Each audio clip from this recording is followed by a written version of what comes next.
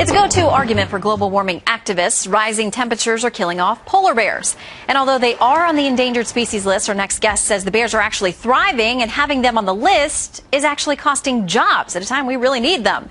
Joining us now, Rob Rivet, the president of the Pacific Legal Foundation. Rob, welcome. Tell us how the polar bears are doing. Thank you for having me. And well, the polar bears are thriving, as you said. In fact, 50 years ago, there were only 5,000 to 10,000 of these species. Today, there are over 25,000. In fact, of the 17 populations, 14 of those populations are either maintaining their populations or increasing their populations. So there's no question that this bear is thriving. The real concern for us, of course, at Pacific Legal Foundation, is that these bears were listed, and they're listed based upon simply speculation. Let me tell you how this happened.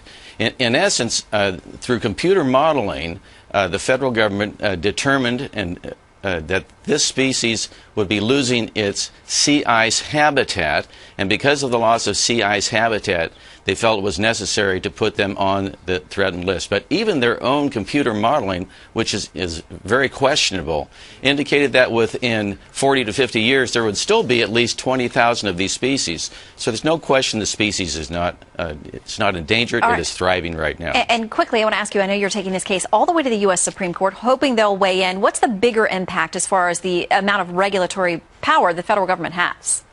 Yeah, the real problem, Shen, is that under the ESA, if a species is listed, all the activity that goes into the causing impact on the species can be regulated. Here, the argument is that CO2 emissions from industry is causing global warming. Well, industry is basically energy, food producers, transportation, all those things.